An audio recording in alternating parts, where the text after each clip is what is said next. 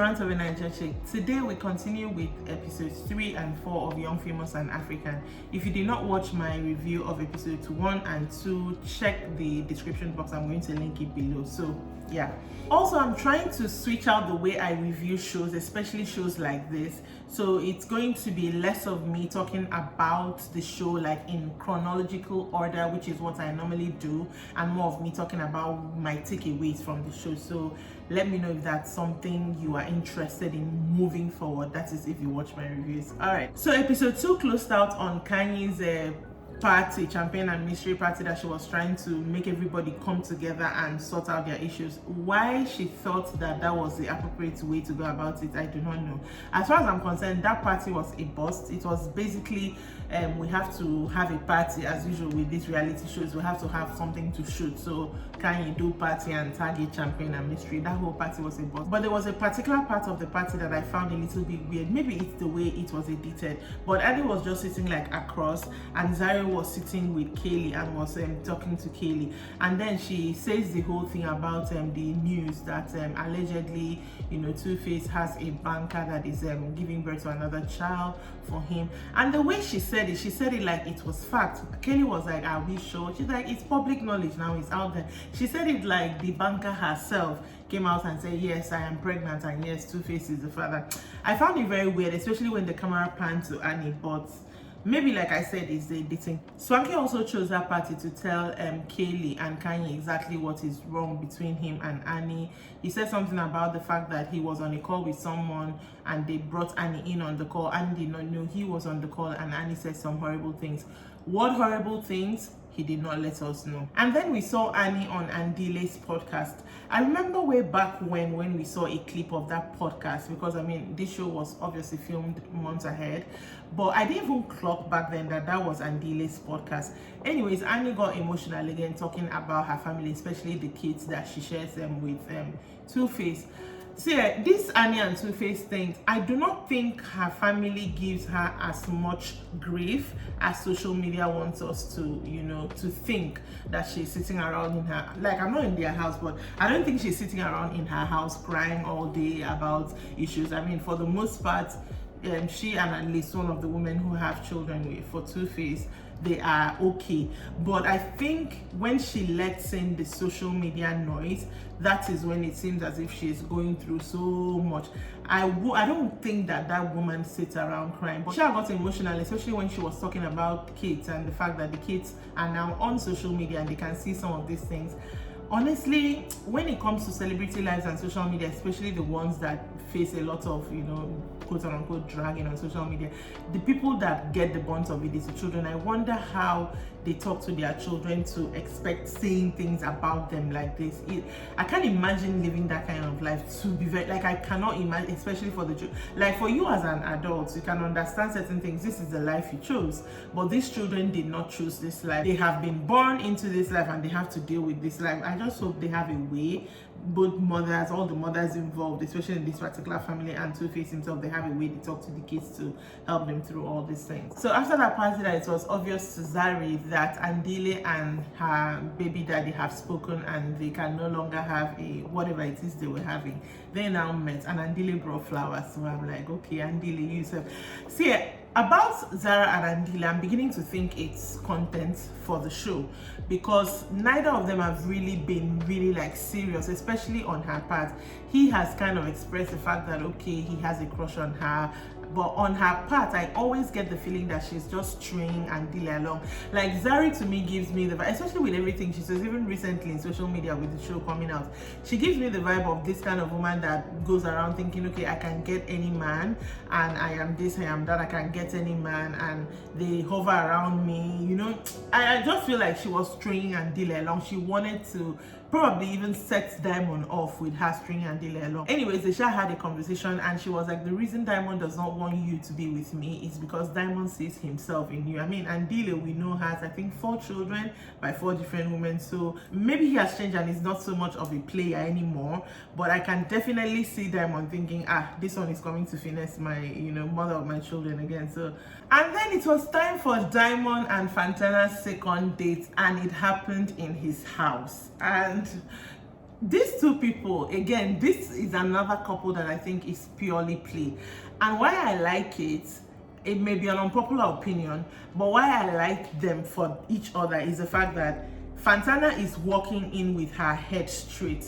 Everything they were saying there, she understands that this guy is playing and she is also going there to have fun. So I love that for both of them. Let them just get whatever they want out of each other and be done with it, or whatever. I mean, let them stress Zari. I would love for them to stress Zari. But I love the fact that she's walking in today like, I'm a young girl, I'm here to have fun, and you know, that's that. Their date went on well and they went upstairs. I would not want to say, I want to say the way the show was edited to make it seem like they went upstairs to do something. Nothing might have happened. They just made out that we saw. Nothing really might have happened. So Naked invited all the boys to go and play basketball.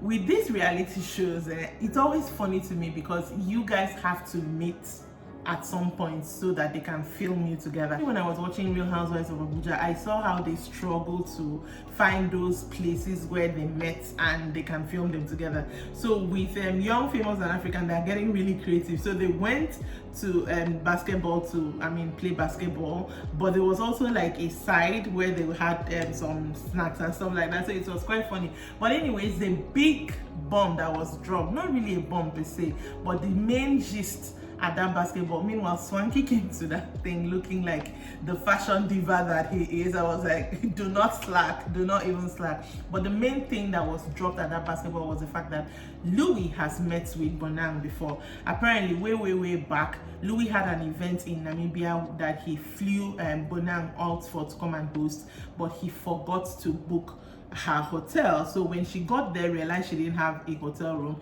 she turned around and left. She was well within her rights to do so. He's like, next time he sees Bonang, he's going to try to apologize again now that they're going to be like in the same group together. On the other hand, Fantana also organized an event to have all the ladies meet, you know, get to know themselves, especially since she's new to the group. And what was the event? Another painting situation where we had a nude model. Anyways, all the ladies were there and Annie came in last and she even said hi to Zari. So they seemed to have a lovely time and, you know, painted, of course, not really anything, but they had a lovely time together. Finally, we see Tuface in the show and he's meeting up with the boys, you know, just playing pool, and Louis is there. I think the only person who wasn't there was Diamond, because as at then Diamond had gone back to Tanzania, sorry. And they were just talking, especially with Andile. I think Andile and Tuface are the only people who have kids in that group aside from Diamond. They were just talking about the kids with the fact that the recent allegations have come up again. And I think I saw Tuface get a little bit in-depth, or I don't want to say emotional, but he said something about the fact that they actually sit their children down and talk to them before these things, when these things are happening or when they break. I like the fact that they seem to have a handle on that, because the children, like I said, they did not choose this life, they were born into it. The final scene for this episode was Swanky meeting up with Bonang and Fantana. They're just having like a chill day. Immediately they sit down because Fantana had told Bonang about her date with Diamond. Immediately they sit down. Bonang, even though she had said she was not going to tell her secret, Bonang blotted it out to Swanky, and Swanky was like, because Swanky had warned Fantana, like, this guy is a player, do not, you know. And the girl was, again, like I said, straight up like, we know what we're doing, she also knows what she's doing, and like I said, she's very cool. Swanky now trying to tell Bonang what had happened when the guys met for basketball. Instead of saying exactly what Louis said, Swanky said something to the tune of that the guy said that he flew you for an event in Namibia, and when you got there to your hotel, you did not see your flowers and stuff like that, and you turned around and left. So immediately, of course, Bonang is heated, because she's like, I'm a professional. It can't have been that. This boy is coming into this group immediately and he's starting to lie. So already she was heated, and that is basically where episode 3 ended. So episode 4, which is I think the episode that blew up on Twitter, everybody was talking about, but 3 main things happened. So I'm going to talk about all 3. The first was Bonang inviting Annie and Zari on a boat cruise, and finally Annie opened up as to why she and Swanky are no longer together. After Young, Famous and African in season 1 had aired, I remember Swanky had this party where he invited people from South Africa. I remember Zari was there. I cannot remember who else was there, but it was a big thing. Everybody was dressed to the nines, and I remember not seeing Annie there, and I wondered why Annie was not there. So what Annie is telling these girls was the problem was that she called Swanky and said, I want you and I to host all our friends from South Africa in Lagos, you know, have a watch party, have all this da da da da da da da da. Apparently that's what she's saying. So she now says that after she said that to Swanky, Swanky was like, I don't think it is the time, it's not right for us to do us now. And then only for her to see on social media everything that they discussed about the party happening. So she felt very, very betrayed. All right, Swanky said that it was called. She is saying some other thing entirely. Bonang and Zari are shocked to hear all this. Annie then goes ahead and plays the voice notes to them. And she also gives them her take that she feels that this is not my friend. I know Swanky, he was just calling to get the tea, that she felt really hurt by this. And the girls didn't really understand, because to them, Bonang even said it in her confessional, the guy sounded shaken up in that voice note, which is the same thing I got, but Annie was convinced it was just him trying to get the information, is it true or is it not, so that quote and unquote, if it's true, he can laugh or something like that. The issue of Kanye also came up, and Zari took that opportunity to say that Kanye is a snake. I do not know what her beef is with Kanye, because they always look so buddy and, you know, like they're friends. But she was like, Annie, Kanye is a snake, da da da da. Kanye, on the other hand, is also having a get together. I think Nadia invited her, Swanky and Kaylee, and Kanye is talking about the fact that, imagine that time Annie just left to Lagos, they don't even tell me anything. She's feeling that she's putting a lot of energy into the friendship, and Annie is not reciprocating the same way she is, that she's just done with the friendship, that her using FU to them at that party, that if Annie knew her, that's what she does with her friend, it's no ill feelings or anything like that. Kaylee still reminded her, even though that's the way you talk, you shouldn't have called like grown-ups out like that in public. Nobody was taking that from you. So the next main thing that happened in episode 4 that everybody, especially Nigerian Twitter, was up in arms was the fact that Tuface had a dinner. Tuface and Annie had a dinner, and they invited their friends. So they had Naked and Kaylee, they had Andile, and they had Nadia. I think if things were good, Swanky should have been there. But anyways, the dinner was going on okay. And then I don't know how the conversation turned to something. And all of a sudden, Tuface goes that, well, not all of a sudden, obviously something must have led to there, but basically the gist of what he said was that there is no man, that a man can love his woman so much and still goes outside and is sleeping around with another girl, and it's nothing to him. Nadia was like, wait, what did you say?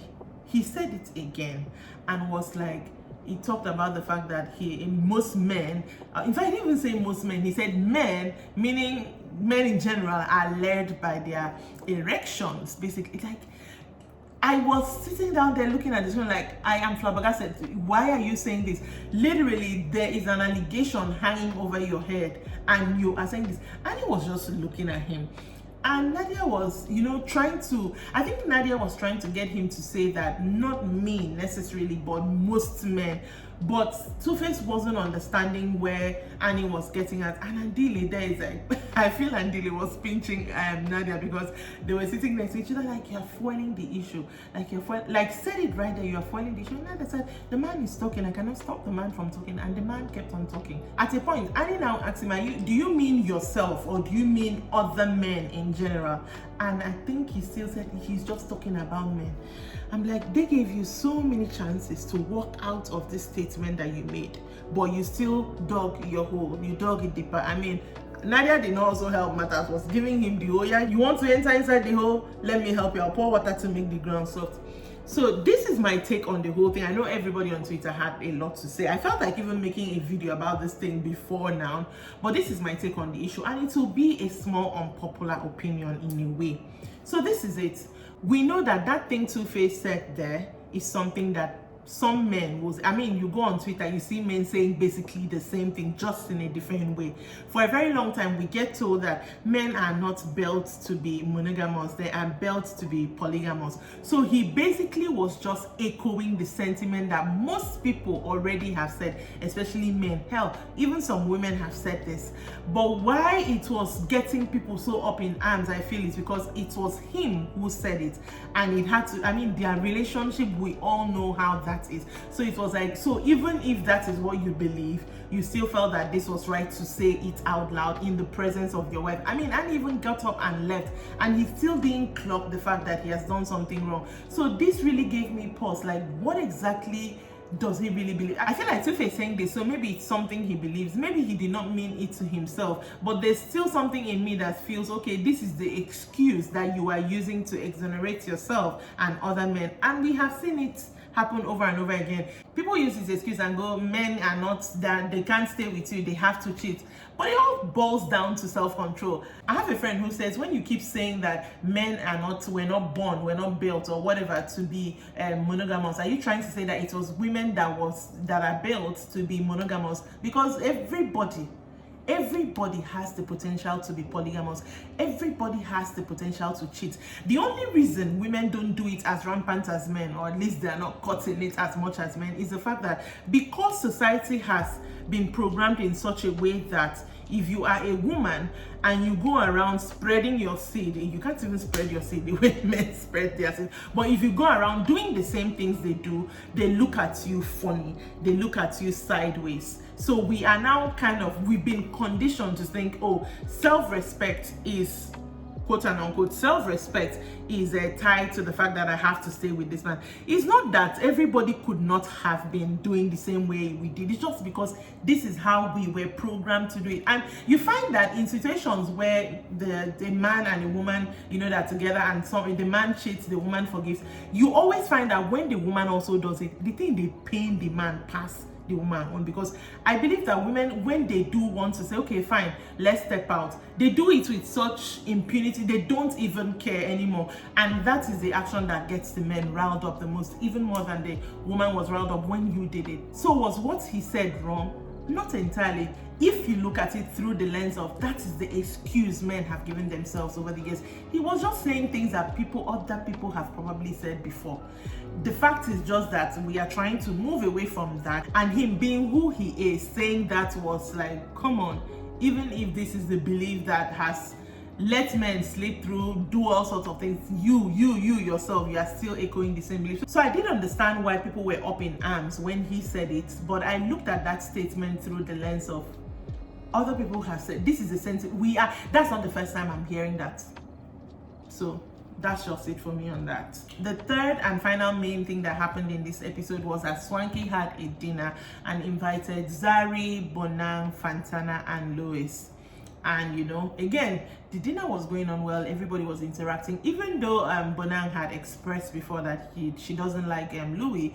She greeted him very well, like everybody was jolly and all that, until they started getting into like conversations, and Bonang brought up the fact that Swanky said, we had an event and you didn't give me flowers and I got up and left, you're lying, So again, Louis tries to explain, and his story, he did not deviate from what he told Swanky. I don't know where the flowers came in that Swanky told Bonang. I really don't understand that part. I would like clarity that I'll never get on that part. But Louis tried to say, this is what I said. I had an event.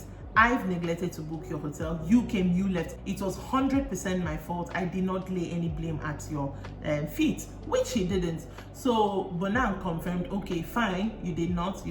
But you could see that she was still kind of riled up, because Swanky, who is her friend, someone she knows, told her something else, and this guy trying to say another thing in front of you, of course she would feel like the guy is trying to wiggle his way out of the lie he had told previously. Zari and Bonang also brought up what Annie had told them about why they have a rift with Swanky, and Swanky said no, that was not it, that Annie did not even plan anything, that what is that, why would she say that what had happened was he was on a call with her manager pitching this event, and then Annie was added to the call. Annie did not know that he was on the call. Immediately Annie picked the call. Annie went, if this is about Swanky, she doesn't want to hear, this is her time to shine, she wants to shine by herself, and started saying things about him. During Swanky's confessional for this episode, Swanky was spicy, was saying a lot of things about Annie, like why would she try him like that, like Swanky was spicy in the confessional in a way that I don't think is quite that spicy yet in the show. Of course, Fantana's date with Diamond also came up, and Louis was kind of feeling her ways because Louis has been trying to move to Fantana, and they have shared an ex before in the past, so he was like, this is another situationship coming up that he is going to share, possibly someone that, you know, vying for the attention of the same lady basically. So Louis was now telling Fantana, I don't want you to be known as the side chick to Diamond, I want you to be known for your music. Somehow the conversation just went left field because he said something about you cannot be part of his number or something like that, and before you know what is happening, Bona jumped down his throat. It was like Bona, Louis, Zari, Fantana. At a certain point, Bona jumped down his throat like, it's her vagina, she can do whatever she wants, that she has slept with the biggest names in Africa and she's still standing, which I understood with her because from her point of view, it looked to her like Louis was trying to say to Fantana, you can't be anything if you're messing around with him, that's all you're going to be known for. I get where Bonang jumped down his throat about that, but it was kind of premature, and the fact that I know she was still riled up by the whole you were a liar thing, you said something and it wasn't true thing, I feel like she jumped down his throat prematurely. But the other thing that really interested me, which confirms what I have also known about Zari, Fantana was also saying something to Zari, and at a certain point, Zari told her, please girl, when I am around, Diamond does not see no other woman. I am the only thing he sees. You know, it confirms what I always think about Zari. Zari feels, maybe she has reason to, I do not know, but Zari feels like she is the only, if she is in a group and there are 10 other women and there are 10 men, she's the only person that she's supposed to command the attention of 10 men, and the other 9 women can go to the corner. That's what I feel like she feels. The way that Fantana was holding her own with this conversation with Zari, I loved it for her because I feel like Zari hasn't met her match, and I think Fantana will be her match. She was like, and that's you, that whatever she's doing with Diamond, Diamond is a grown person. Diamond, because Zari was now trying to say, do you know that he's dating someone? And Fantana was like, do you also know that I'm dating someone? He's not even the top 5 of the list. I was like, yes. Because I'm like, why are you trying to make it seem like the girl just came in and all of a sudden wants to be his number one? That is not what Fantana wants at all. Fantana is like, I have a checklist as well. And Bona was also saying the same thing. Do you think it's only men that have checklists? I'm like, I'm not trying, this may be an unpopular opinion, but I think it's high time men also knew that, you know, these things that men will do and say, I have done that one, I've done that one. And you think that women are not also sitting there and saying, I've done that one, I've done that one. It's because we do not brag about it the way men brag about it. Like, women also have this checklist. I'm not trying to say do what you don't want to do what you're not used to, but the whole thing, when I hear people say men are using, what makes you think the women were not using you? What makes you think they were not using you? Anyways, Fantana was holding her own in that entire back and forth. The person that really got the brunt of it was Louis, and I like the fact that he was quiet when Bona was jumping down his throat. I mean, there was no need to give in to all that with her. Bona really made him seem like he was a misogynist. I didn't really like that part. It's like I said, her quarreling with Louis was spilled over from everything she felt earlier on in their argument, so he didn't really deserve all that. And that is where the episode ended. That is it for episodes 3 and 4 of Young, Famous and African. Let me know in the comment section what you think, especially about Tuface's comments. Let us just, do you agree with my take on it, or do you not agree? Let us just in the comment section. Honestly, I think I wasn't even able to articulate myself the way I wanted to, but I hope you got the gist of it. Anywho, that is it for this video. Make sure that you are subscribed to this channel and you are sharing it with your friends as well. Support the ministry. Make sure you check out my Facebook page, Rants of a Naija Chic. Make sure you don't only like it, make sure you follow the page as well, and also invite your other Facebook friends. And I will see you next time. Bye.